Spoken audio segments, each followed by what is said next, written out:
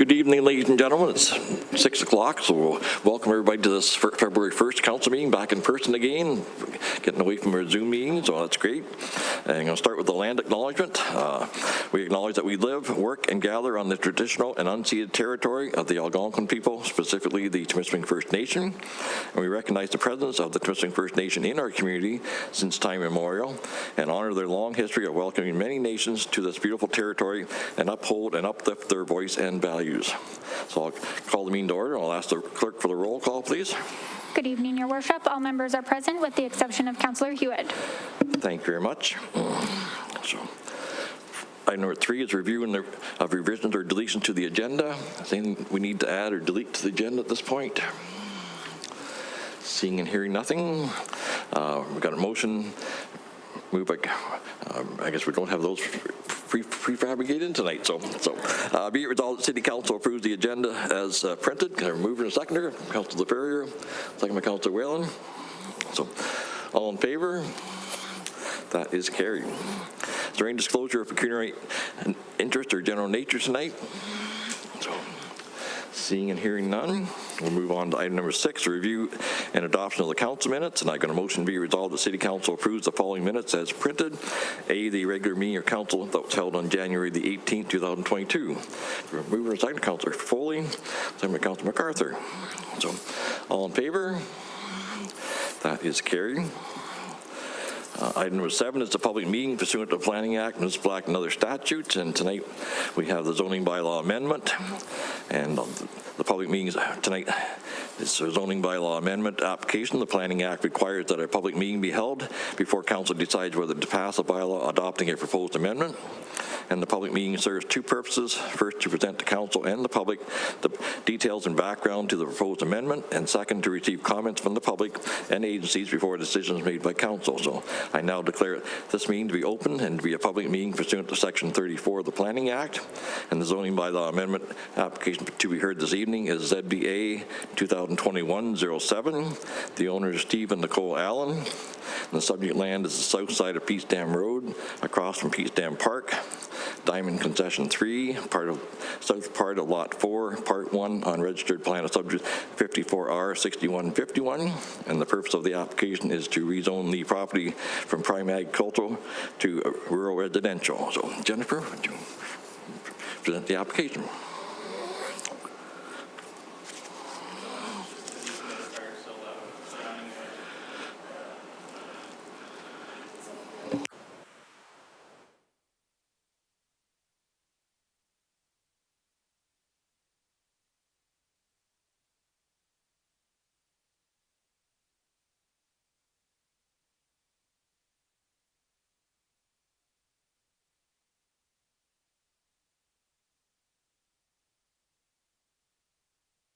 On Plan 54R6087, as well as Part 1 on 6156 there.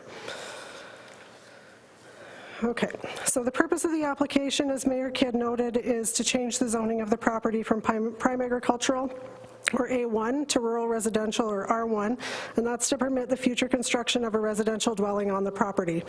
So the eastern portion of the property along the river also includes areas that are zoned open space and environmental protection. And the applicant is seeking to include the open space area in this amendment as well. And it should be noted that the areas that are zoned open space and environmental protection were transferred to the property owner through a land swap with the city in 2019. The property owner also owned the land on either side of Peats Dam Park, which is on the north side of the road, and it was found that portions of the trail through Peats Dam Park encroached onto the Allens property, so the land swap included these areas of trail encroachment being transferred to the city in exchange for the pieces of land on either side of the river to the south of Peats Dam Road. So just to orient council, if they remember that land swap back in 19.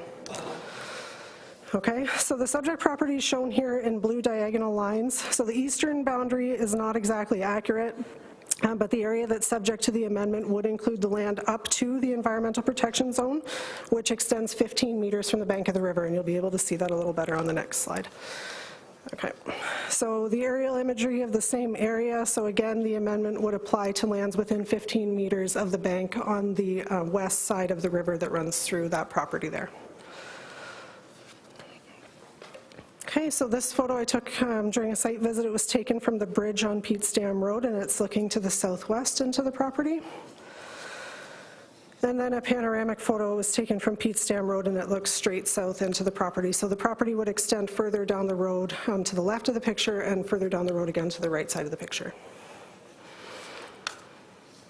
Okay, so the property is designated agricultural land in the city's official plan, but it's not part of that prime agricultural land designation that the province has on some of Diamond Township. So the official plan recognizes that there are some existing undersized lots within the agricultural designations, both prime and the non-prime area, and it does allow for these lots to be used for residential dwellings subject to a zoning bylaw amendment, and provided that the 7 conditions that are set out on that slide can be met. So the lot must be such that agricultural or other permitted uses are not feasible or practical. The lot must contain a limited amount of arable land. The proposed dwelling must comply with the minimum distance separation 1 formula using the type B land use, and a type B land use is just a higher intensity of land use. The site must be suitable for residential construction. The soil must be suitable for a septic system. A potable water supply must be available, and the lot must abut a fully maintained public roadway. Okay, so the property is currently zoned prime agriculture, or A1, in the City of Temiskaming Shores zoning bylaw.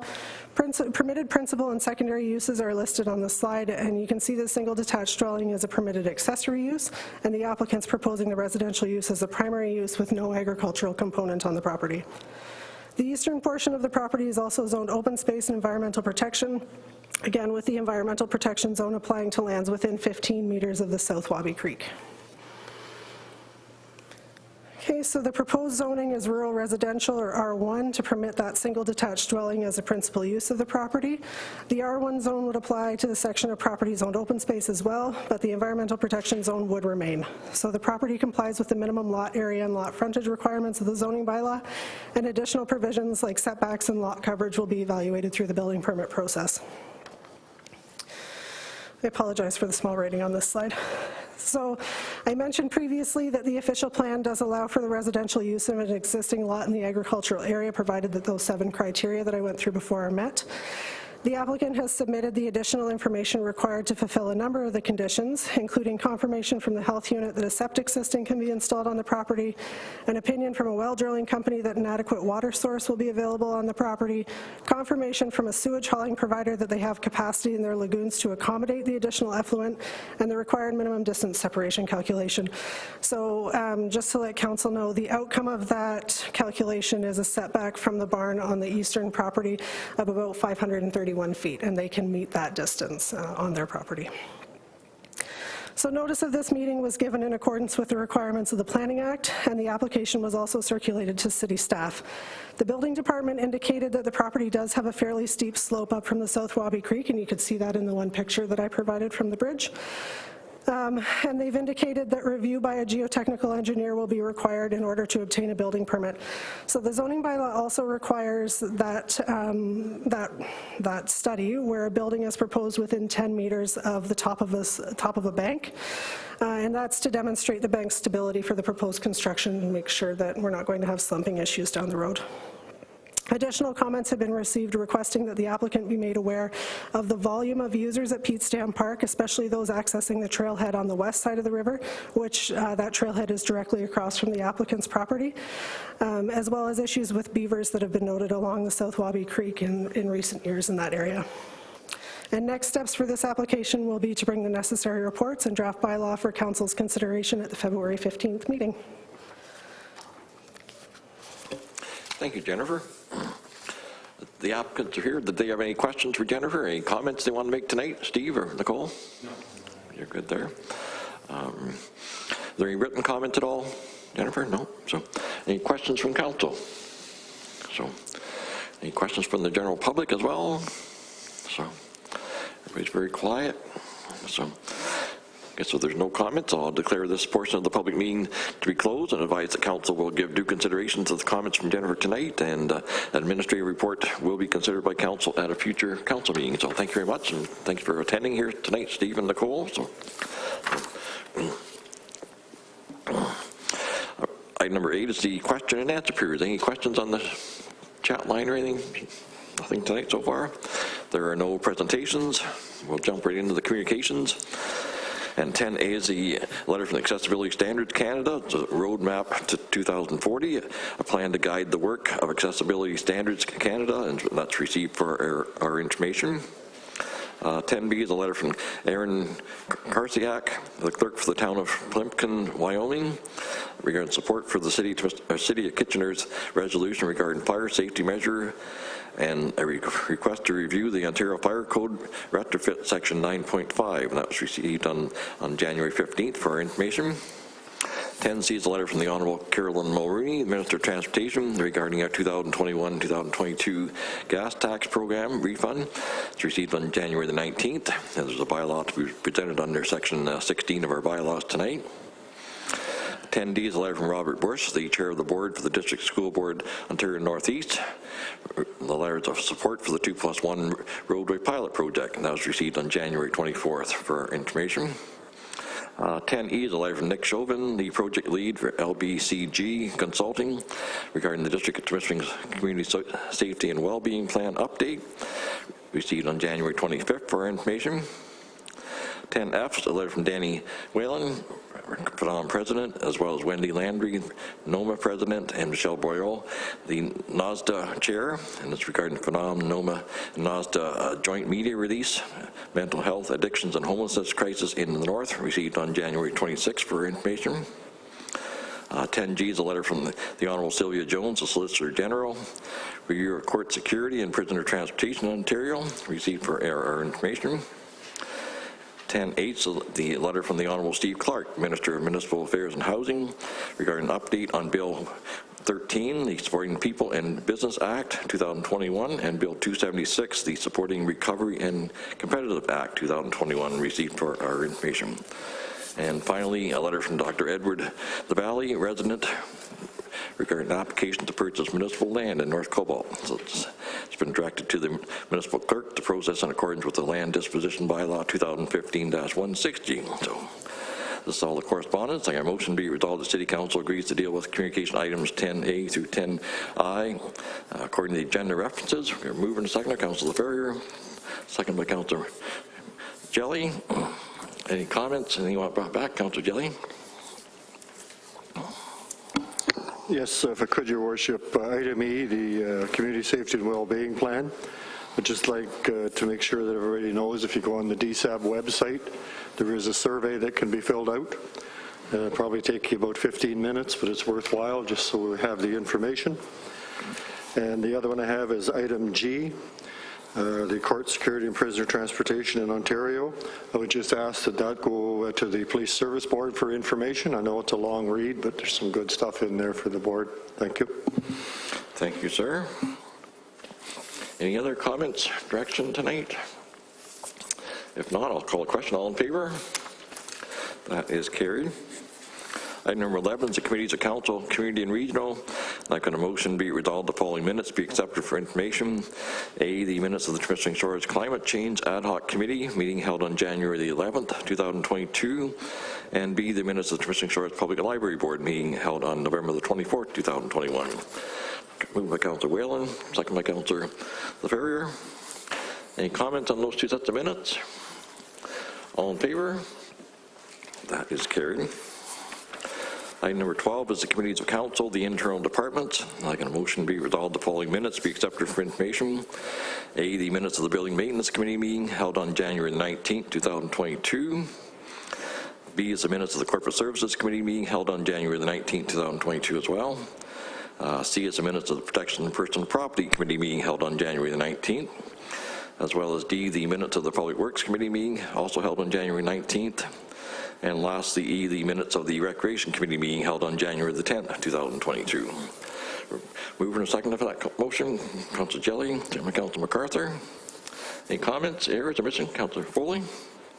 Yeah, it was just in regards to the minutes of the Protection of Person Property Committee.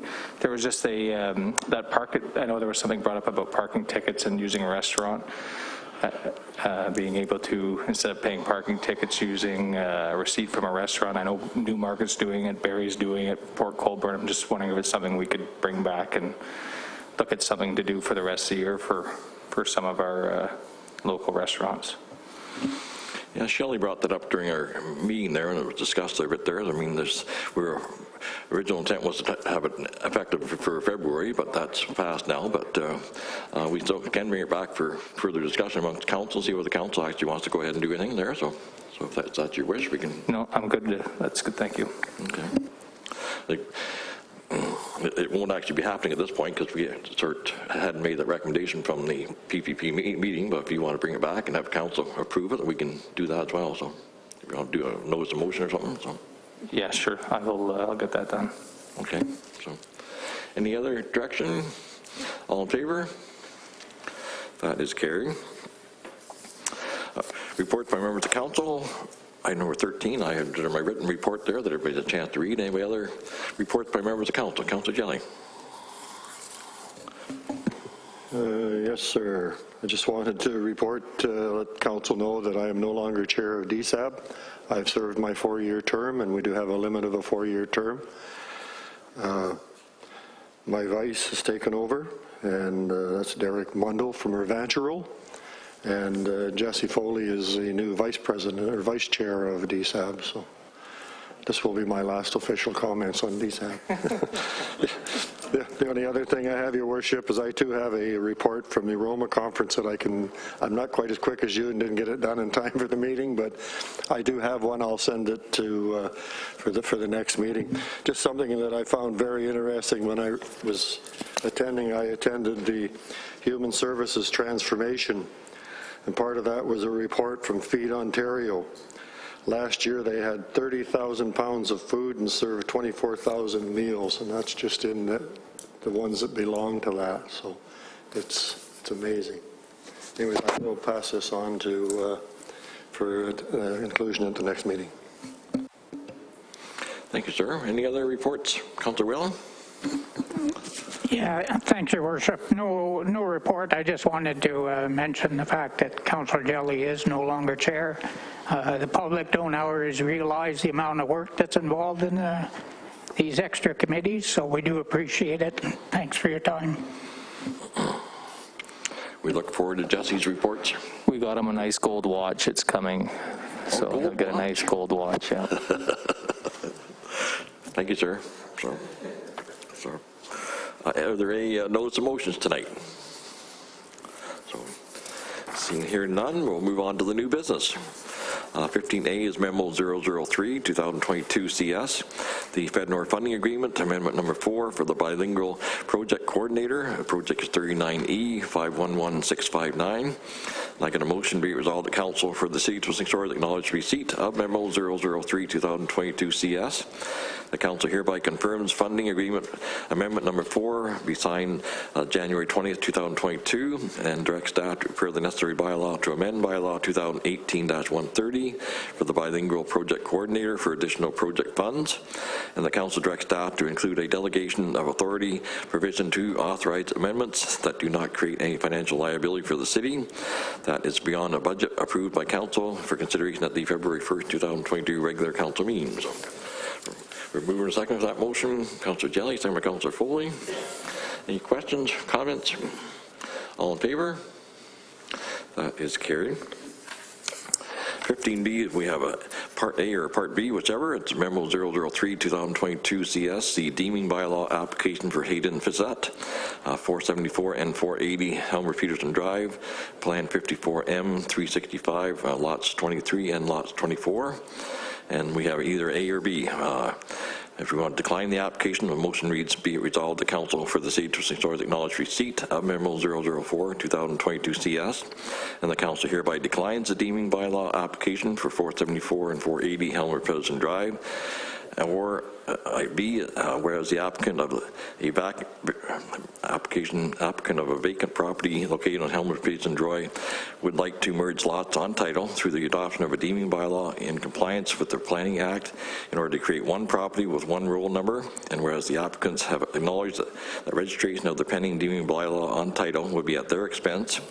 And whereas council is of the opinion lots 23 and 24 on Plan 54M 365 Helmer Peterson Drive are not integral to the settlement pattern and available infrastructure. and that deeming the two lots would prevent scattered and inefficient development. Now therefore be resolved, the council for the city of St. Source hereby direct staff to prepare the necessary bylaw to deem 474 and 480 Elmer Pedersen Drive, lots 23 and 24 to be no longer lots on a plan of subdivision, and further the council hereby direct staff to prepare the necessary deeming bylaw for consideration at the February 15th, 2022 regular council meeting. So we get a mover and what A or B portion they're moving. So Councilor Jelly. I'd like to move item B, the second part. Second part. For a recorded vote, please. Do we have a seconder for that motion? Councilor MacArthur. So, and we've asked for a recorded vote. So Councilor Jelly will vote first. Any comments? We should, yeah, sorry about that. We'll go for comments first. Sure. A comment, I would just maybe get a little bit more information. So my understanding from reading the report was the staff is recommending that we decline it. And then, you know, when it was discussed at a separate committee meeting, it was, you know, mentioned that we should. I'm just trying to get a little better understanding of why we want to decline it in the first place. Maybe a little bit more details. I know we've got water and sewer going to these lots, and I'm assuming that, you know, because we have water and sewer, we've paid, you know, for that, and we're not going to collect, you know, as much taxes if it's vacant land, you know, versus, you know, homes going in. Is that correct? Or Yeah. I mean, when the developer put the water and sewer in, they put the water lines in for both lots. We will not be utilizing both of them, so one will just be sitting there vacant. We'll only be collecting one water and sewer charge. So that's true. So the applicant would like to purchase both properties and build their property in the middle rather than off to one side. Another property up there was Robbie Pedersen as well that purchased two lots, but he ended up building just on one lot, and the other lot sitting beside him is sitting there vacant. So I don't know. Jennifer was present at that meeting as well, and we sort of discussed the pros and cons. The applicant is looking to purchase both lots, so I mean we're going to get the developer's going to get paid for both lots. So, but it's just a matter we're only getting one water and sewer, so that's true. Thanks, Your Worship. And then maybe just to the committee members then that were there, what's the rationale around, you know, not agreeing with them and saying that it's better off to, you know, merge the lots? Maybe I just want a better understanding of what the value is. I get the request to, you know, to purchase, and I see it from the one landowner's perspective. I'm just trying to get a better understanding of why you feel that that's the right thing to do. Councilor Jelly? Yeah, I base my feelings on the fact that he's going to be using both lots as a building lot. He's building I would assume, a rather large house on the two lots, or straddling the two lots. My feeling is the tax dollars that we'll collect from the building will outweigh the use of the one system that just goes to the curb anyways. So that's my reasoning. If somebody wants to build a nice house and they're going to buy two lots, the purchase of the lots means nothing to the city. They're not owned by us, but we certainly reap the benefits of the building, and I'm sure the taxes will more than cover the concern of the water. I mean, I guess the developer is looking to sell lots up there, whether he sells one at a time or two at a time, it doesn't really matter to him. He's getting paid the same amount of money per lot. So it comes down to whether or not the bigger house on the bigger property is going to generate more taxes, like Doug was saying, or whether it's just or whether there's going to be a wasted land up there or not. But I think he's going to actually utilize both lots together. But, so, I mean, there is in the Planning Act, they can deem them together after 8 years as well. So, I mean, if he bought the two lots, he could deem them both together down the road and do that as well. They still end up being as one lot. So, but that was the sort of the reasoning that some of the discussion we had, Jeff. So. Thanks for the clarifications. Any other comments before we have the recorded vote? Councillor Foley? Yeah, just for clarity, so option B, we're allowing him to build on both in the middle. Option A is okay. Yeah, buy both lots, deem them together as one lot. Okay. So that's the motion we're recorded vote on. So We're ready. Logan, yes. Thank you. Councillor Jelly. In favor.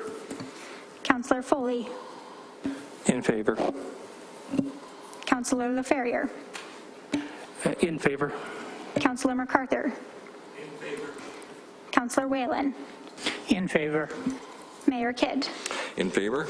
Your worship, the motion carries. Thank you very much. Item number C, 15C is the Administrative Report CS 003 2022 Marquee Consulting Service proposal for 2022 through to 2024. And its motion reads, be it resolved, the Council for the City of Temiskaming Shores acknowledge receipt of Administrative Report CS 003 2022. The Council directs staff to prepare the necessary bylaw to enter into an agreement with Marquee Consulting for event planning services at the Northern Ontario Mining Showcase at PDAC for 2022, 2023, and 2024 at a rate of $650 per exhibitor plus taxes, pending funding approval from FedNor for consideration at the February 1st, 2022 regular council meeting. I think James is on the line too. If anybody's got any questions, we move in a second to Councillor MacArthur, then Councillor Foley. Any questions or comments? Councillor Whalen? Yeah, thanks, Your Worship. I'm just trying to get my head around it sounds simple enough and harmless enough at $650 per exhibitor, but it's a 3-year contract, and don't we get 100 or more exhibitors at this event? Last year, we had, like 2 years ago, we had 102, yes, yeah. So we're talking almost $200,000. I'm just wondering why go on a sole source $200,000. Well, we can ask James if he's on the line. James? I know she's done it for the last years. Yep. Yeah, so we've used Marquee Consulting for the first 8 years that we've run this project, and they've done an excellent job for us. They have all the contacts with the mining suppliers across Northern Ontario, and have given us nothing but good work over that 8-year period. So, and as far as the cost increase, so there's no increase to the City of Temiskaming Shores because this project is literally 100% funded. So even though it will cost more money, because over the 8 years there hasn't been an increase in that project funding, or the contract for the consultant. So she's asking for an additional $50 per exhibitor for the next 3 years, but that is 100% funded by the FedNor funding program that we apply to. Councillor Whalen? Yeah, thanks for that, James. Okay, so you're going to vouch for this company, but I'm just wondering if it's 100% funded by FedNor, why we're the company, we go out for the tenders on behalf of FedNor, or? We have been the main promoter of the Northern Ontario Exhibit A for the last 8 years as well. So all the FedNor funding does get funneled through us. Excuse me. And then we actually purchase lease the space in the exhibit halls and do all that, and all the equipment and supplies and everything else as part of that contract. So we're the contract administrator for that whole contract for the Northern Ontario Exhibit. Okay, so yeah, there's a lot of work. I'm not aware of what it all is. So James, you feel this is a good value for the money? Yeah, I believe it is. And, I think from a continuity standpoint, there's just value in having the same individual. The companies are confident dealing with that individual and the company. And so for us to start a new company sort of would take us a lot of work and time to get a new company up to speed on how to do it.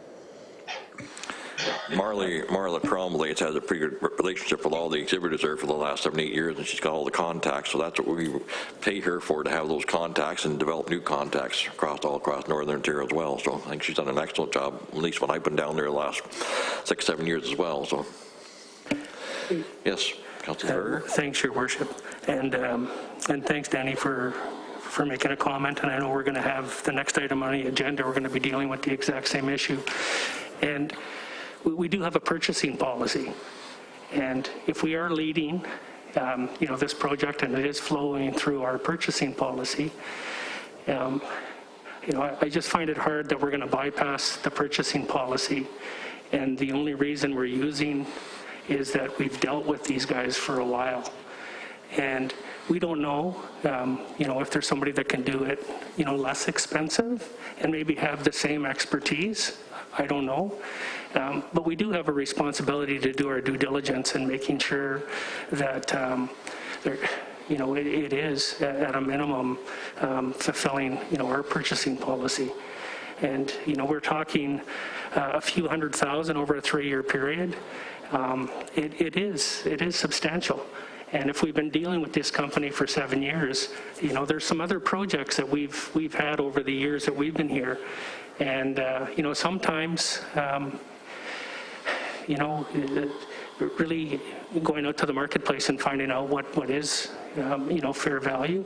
And I don't buy the argument that because it's fully funded, we have a responsibility to FedNor as well to make sure that we're doing our due diligence and spending that money wisely. So just my thoughts. Thank you. Just for council's knowledge as well, is that Denise Deschamps from FedNor and Marla Trombley and James are the main steering committee for the whole project, so they've been working together as well, and then FedNor has a very good relationship with Marla as well for the project, so that's just on another side there. Councilor MacArthur?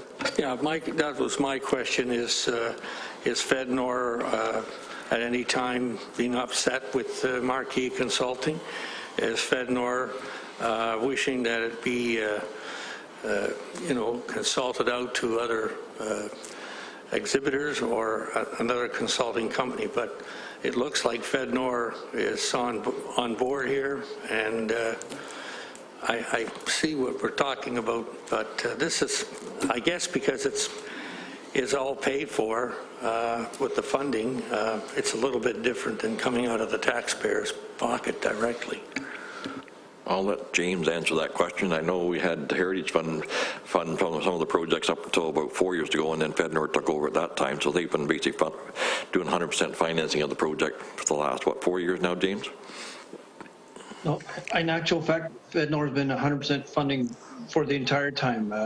Northern Development of Mines never did participate in this project, but they're very happy with the work they get from us through Marquee Consulting, and they have never expressed any concern over our purchasing procedures on how we choose that consulting firm. And they're to Jeff's question, I guess, I don't believe, and I'm in this industry, I'm not aware of another consulting group in this region that's as well connected. But, we deal with many of the large construction companies. We buy lots of extremely expensive equipment from numerous different companies, and we usually go to out for quotes on this. So we put a lot of effort into our purchasing policy, and then we ignore it, is all I'm saying. So, Chris?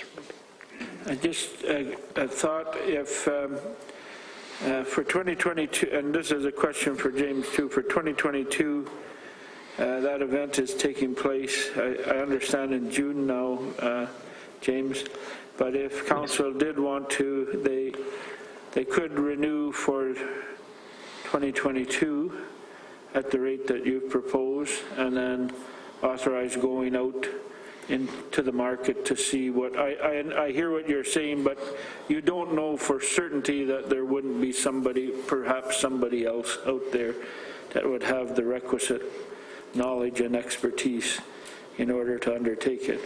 But you could do, instead of a 3-year contract, we could do a one-year extension and then look at tendering out for the 23-24 term. That is an option that council could look at. Councilor MacArthur? Well, yeah, I'm surprised that we haven't had another a bidder or a complaint come forth to James or FedNor or us saying, hey, I had a company for 15, 20 years. We never get a chance to bid on this. Where are they? That's what I say. If we have somebody in Northern Ontario out there that's not getting a fair shake, where are they? And this organization, I imagine, have been doing it and doing it very well. But I, again, know we have a purchasing policy, and I hear you. But I'd like to know who the heck is going to put a bid in, and we've never heard. I've been on council 16 years, and this PDAC and this whole operation in Toronto, I've never seen anybody hold it up or vote against it, because we've never had any complaints about the way we did this particular proposal. But I can see the question out there, though, that we do have a purchasing policy. But right now, it doesn't look like Marquee Consulting has anybody that wants to underbid them or can do the job that these people are doing. Yeah, just my last comment, and then we'll vote on it. I mean, I've been down to the PDAC conference every year since it started there, and Marla's reputation amongst all the exhibitors is excellent. I mean, she deals with all their issues very quickly and everything else, and she seems to have done a great job. And so, I mean, I really appreciate the work she does, the amount of work she actually puts in before the event and during the event. So it's, I don't have an issue with it, but I mean, the council's got a chance to vote here tonight whether they want to do it for 1 year or 3 years. And we go back to Council MacArthur. You comfortable with the motion the way it's written with 3-year contract, or would you like to see that amended before we vote on it? Personally, I think we should leave it as we have it down. Councillor Foley, you're fine with seconding that motion? I'll call the question. And all in favor of that motion? Opposed? That would be carried. So. Moving on to 15D, Administrative Report CS 004 2022, the agreement with FedNor for the Northern Ontario Mining Showcase at the CIM Convention and Trade Show, May the 1st to the 4th, 2022. And the only problem I have with this is that James is the only one going, and I didn't get a chance to go to Vancouver, but I'll read the motion. Be it resolved that Council for the City of St. George acknowledge receipt of Administrative Report CS 004 2022, that Council directs staff to prepare the necessary bylaw to enter into an agreement with the Federal Economic Development Agency for Northern Ontario, as represented by the Minister of Indigenous Services and Minister responsible for the Federal Economic Development Agency for Northern Ontario, for the Northern Ontario Mining Showcase at the 2022 Canadian Institute of Mining, Metallurgy and Petroleum Convention and Trade Show held in Vancouver from May the 1st to the 4th, 2022, in the amount of $157,500 for consideration at the February 1st, 2022 regular council meeting. So, we're moving and seconder, Councillor Ferrier, second by Councillor Jelly. Any comments? All in favor? That is carried. 15E is Administrative Report CS 005 2022, the evacuation agreement with the municipality of Temiskaming. And I got a motion to be resolved that Council for the City of St. George acknowledge receipt of Administrative Report CS 005 2022, and the Council directs staff to prepare the necessary bylaw to enter into an agreement with the municipality of Temiskaming in the event of a large-scale emergency evacuation situation for consideration at the February 1st, 2022 regular council meeting. So we're moving and seconder. Councillor Jelly, second by Councillor Whalen. Any comments? All in favor? That is carried. 15F, Administrative Report CS 006 2022, the short-term accommodation policy. And I've got a motion to be resolved the Council for the City of St. George acknowledge receipt of Administrative Report CS 006 2022. The Council directs staff to prepare the necessary bylaw to adopt a short-term accommodation policy for the City of St. George for consideration at the February 1st, 2022 regular council meeting for first and second readings only. And the Council directs staff to engage stakeholders in the public consultation of the draft short-term accommodation policy prior to the third and final reading of the bylaw and adoption at a later date. So, we're moving a second for that motion. Councillor Foley, second by Councillor Ferrier. Any comments? All in favor? That is carried. 15G is the Memo 001, 2022, PPP, the 2021 Temiskaming Shores Fire Department Annual Report. And I motion be resolved the Council of the City of Temiskaming Shores hereby acknowledge receipt of Memo 001, 2022, PPP regarding the 2021 Annual Report for the Temiskaming Shores Fire Department for information purposes. And Steve is here if you've got any questions for Steve as well. So moving a second for that motion. Councillor Jelly, member Councillor Foley. Any comments? So, yes, Councillor Whalen. Yeah, no comment, just through you, Chief Langford, to everybody involved, a big thank you. We appreciate it. Quick comment, it truly shows the importance of the volunteers. I thank them all for their service. Thank you, sir. Appreciate that. All in favor? That is carried. 15H, Administrative Report PW 001, 2022, the no heavy truck sign on the Radley Hill Road. And I got a motion be resolved the Council for the City of Temiskaming Shores acknowledge receipt of Administrative Report PW 001, 2022. The Council approves the placement ARB 62 no heavy truck sign on the Radley Hill Road adjacent to the entrance of Manitoulin Transport facing west.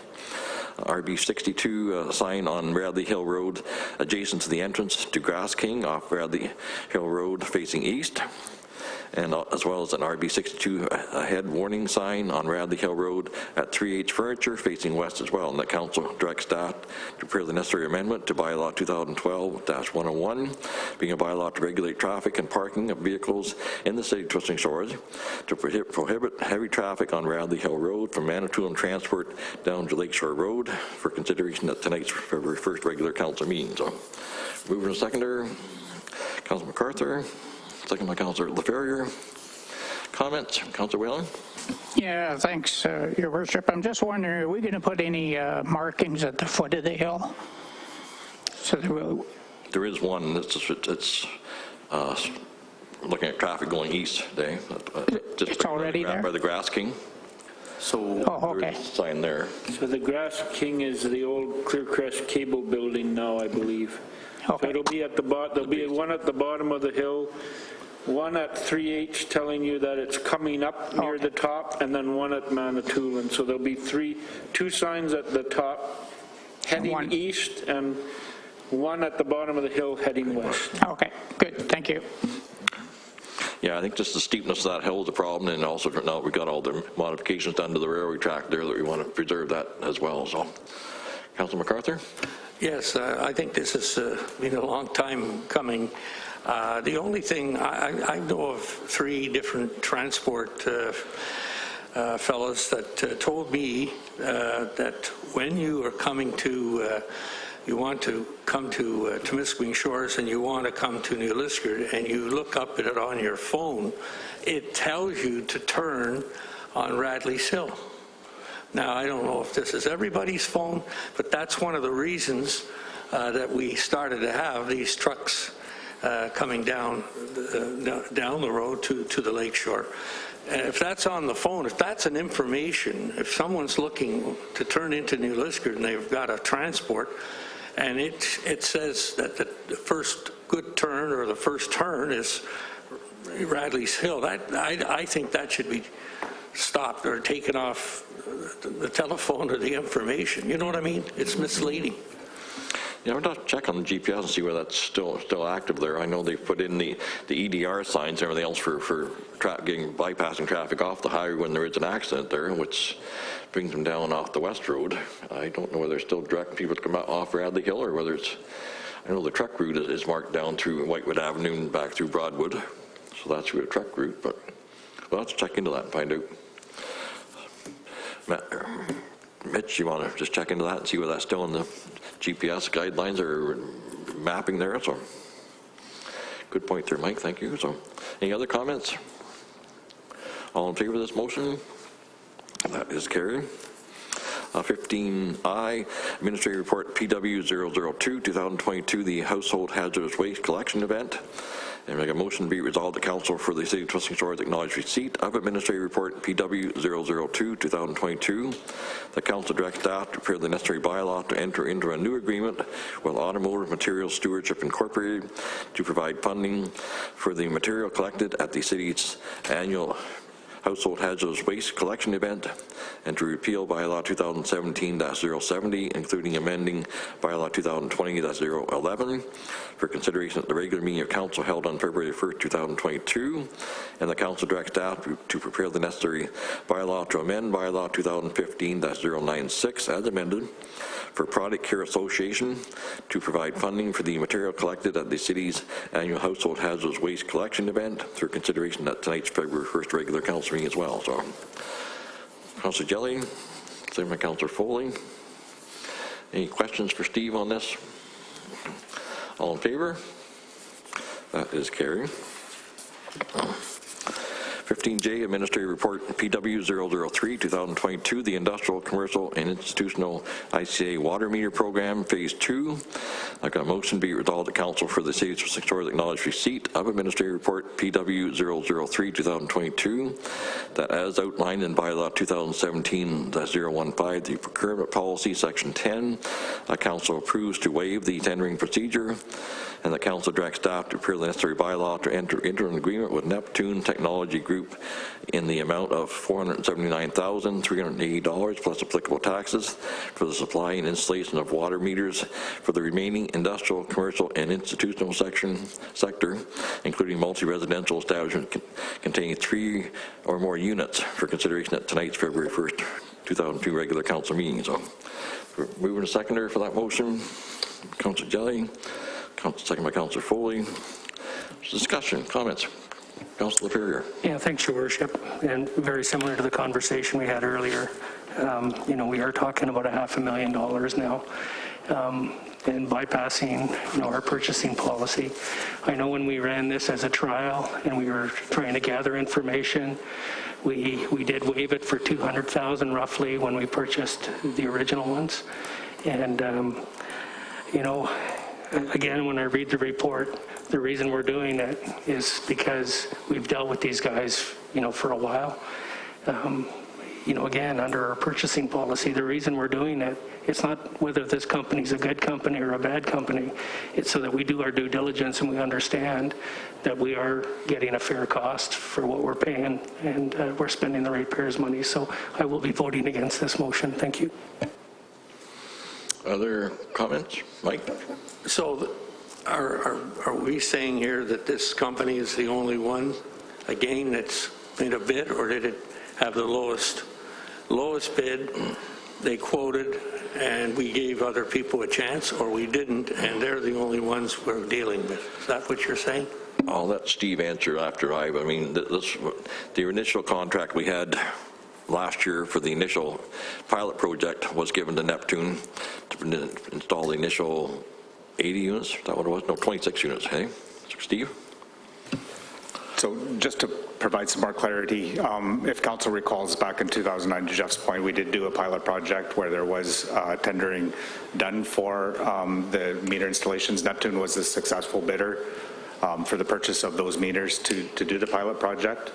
And then in 2021, council approved entering into the agreement with Neptune for the purchase of 57 meters to cover most of the restaurants, all of the restaurants and the high water commercial users in the ICI sector.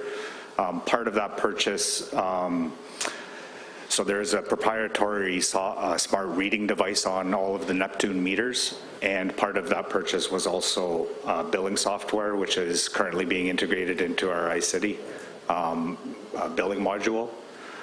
So the justification for that I presented to council for sole sourcing also includes that aspect of the proprietary smart reading device that are on each meter. Mike? So once you start with a company like this, it sounds complicated, you stick with them. That's more or less what you're saying, because they seem to do stages.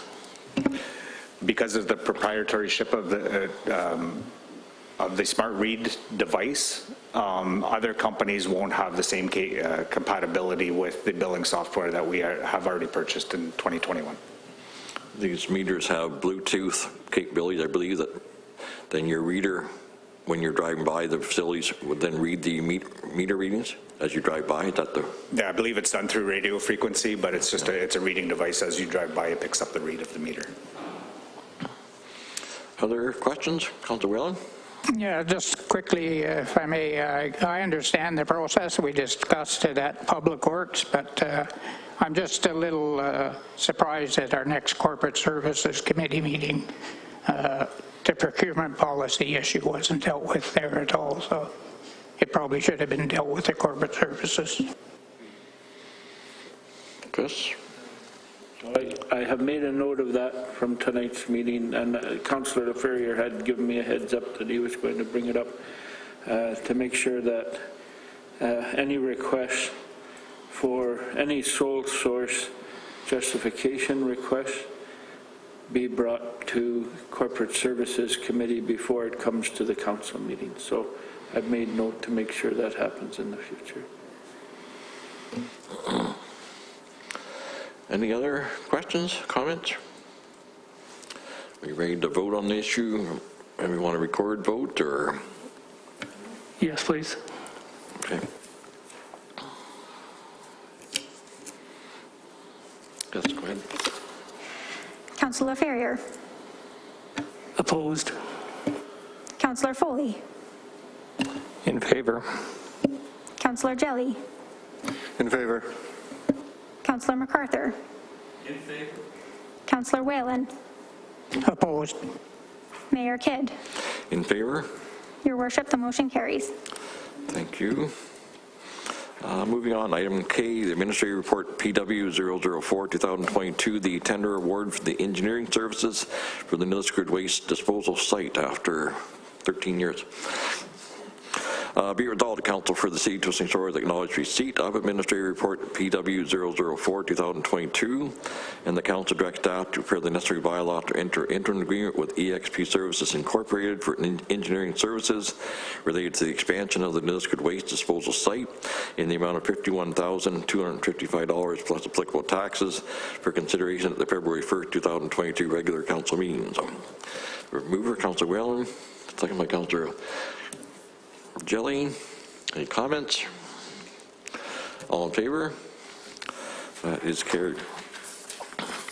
15L, Memo 002, 2022 RS, the Nilisquid Community Memorial Hall renaming. Like a motion be resolved, the Council for the City of Twisting Shores acknowledge receipt of Memo 002, 2022 RS. The Council directs staff to prepare the necessary bylaws to rename the Nilisquid Community Memorial Hall to the Bun Eckensviller Community Hall for the consideration at tonight's February 1st, 2022 regular Council meeting. So, moved by Councillor Jelly, second by Councillor LaFerrier. Comments? Councillor Jelly. Yes, Your Worship. When this went to the Building Committee, it went in as Lawrence Bun Eckensviller Memorial Arena or Memorial Hall, not as Bun. That isn't his given name, although that everybody knows him as Bun. But the original request that had been put in stated Lawrence Bun Eckensviller. Would you like that change put to the motion? I would like that changed. I just didn't know if somebody had contacted the family and that's what they wanted, but when the family were asked about it, they were asked about the Lawrence Bun Eckensviller. So I would ask for a friendly amendment if possible. Yeah, we'll make sure Logan checks that with the family anyways and see which way they want it, but you're saying we probably should have a Lawrence Bun Eckensviller? I'm at your hands. I can check with the family, but that's when the family were contacted. That's what was the information was given to them, and they were in favor of it. So I'm in your hands for that if you wish. Jeff, you don't have a problem with that friendly amendment? Okay. Any other comments? All in favor? That would be carried. Item number M, Memo 003-2022 RS, the Ontario Trillium Foundation Funding Agreement for the Pro Fitness Roof Replacement. I got a motion be resolved to Council for the City of Twisting Stores acknowledge receipt of Memo 003-2022 RS. That Council directs staff to prepare the necessary bylaw to enter into an agreement with the Ontario Trillium Foundation to replace the roof on the Pool and Fitness Centre in the amount of $500,000 for consideration at tonight's February 1st regular Council meeting. So, moved by Councillor MacArthur, second by Councillor Foley. Comments? All in favour? That is carried. And lastly, 15N. Recreation Facilities Proof of COVID-19 Vaccinate Policy for the City of Twisting Stores, Bylaw 2021-139. The motion reads, be it resolved, the Council for the City of Twisting Stores acknowledge receipt of Memo 004-2022 RS. The Council directs staff to prepare the necessary bylaw to repeal Bylaw 2021-139, the Recreation Facilities Proof of COVID-19 Vaccine Policy for the City of Twisting Stores, and amend Bylaw 2021-152 for consideration at tonight's February 1st, 2022 regular Council meeting. So, moved by Councillor Whelan, second by Councillor Foley. Any comments? All in favor? That is carried. So moving into bylaws, a motion be resolved that bylaw 2022-008, being a bylaw to authorize the execution of a funding agreement between Her Majesty the Queen in Right of Ontario, represented by the Minister of Transportation for the province of Ontario, related to funding under the dedicated gas tax funds for public transportation program 2022. Bylaw 2022-009, being a bylaw to amend Bylaw 2019-018, as amended to appoint community representatives to various committees and boards for the 2019-2022 term of council for the Twisting Stores Public Library Board. Bylaw 2022-010, being a bylaw to amend Bylaw 2018-130 to enter into a funding agreement with Industry Canada, FedNor, for a bilingual project coordinator, Project 39E 511659, the amendment number 4. Bylaw 2022-011, being a bylaw to enter into an agreement with Marquee Consulting to provide event management services for the Northern Ontario Mining Showcase at the Prospectors and Developers Association of Canada, PDAC convention from 2023 to 2024. Bylaw 2022-012, being a bylaw to enter in an agreement with Federal Economic Development Agency for Northern Ontario, as represented by the Minister of Indigenous Services and Minister responsible for Federal Economic Development Agency for Northern Ontario, for the Northern Ontario Mining Showcase at the 2022 Canadian Institute of Mining, Metallurgy and Petroleum Convention and Trade Show from May 1st to the 4th, 2022. Bylaw 2022-013, being a bylaw to enter in agreement with the Corporation of the Municipality of Temiskaming in the event of evacuation of its residents. Bylaw 2022-014, being a bylaw for the licensing of a short-term accommodations in the City of Twisting Stores for its first and second readings only. Bylaw 2022-015, being a bylaw to amend Bylaw 2012-101, as amended to regulate traffic and parking of vehicles in the City of Twisting Stores, designated prohibited truck route. Bylaw 2022-016, being a bylaw to enter into an agreement with Automotive Materials Stewardship Incorporated for automotive materials, oils, oil filters, and antifreeze collected as part of the Household Hazardous Waste Collection event. This actually repeals Bylaw 2017-070 and Bylaw 2020-011. Bylaw 2022-017, being a bylaw to amend Bylaw 2015-096 to enter into an agreement with Product Care Association and the City of Twisting Stores for Phase 1 materials, paint and coatings collected as part of the Municipal Hazardous and Special Waste Orange Drop Collection event, Amendment number 2. Bylaw 2022-018, being a bylaw to enter in an agreement with Neptune Technology Group in Canada Company for the supply and installation of water meters for the industrial, commercial, and institutional sector, including multi-residential establishments containing 3 or more units in the City of Temiskaming Shores, Phase 2. Bylaw 2022-019, being a bylaw to enter in an agreement with EXP Services Incorporated for the engineering services related to the expansion of the Liskeard waste disposal site. Bylaw 2022-020, being a bylaw to rename the Liskeard Community Hall to the Lawrence Bunn Eckensviller Community Hall. bylaw 2022-021, being a bylaw to enter in agreement with Ontario Trillium Foundation for the replacement of the roof at the Pool and Fitness Center. And lastly, bylaw 2022-023, being a bylaw to repeal bylaw 2021-139 as amended, being a bylaw to adopt a recreation facilities proof of COVID-19 vaccination policy for the city of Temiskaming Shores. These bylaws be introduced and given first and second reading. So, moved by Councillor Jelly, second by Councillor Foley. Comments, Councillor Ferrier? Thanks, Your Worship. I'd just like to request that we take bylaw number 2022-011 and 018 and move them as a separate motion. Just 22.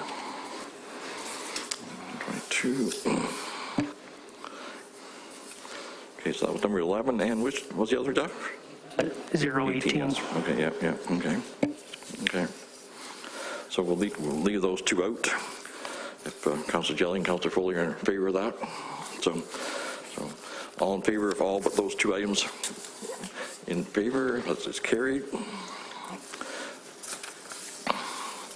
And separate motion be resolved that bylaw 2022-011 and bylaw 2022-018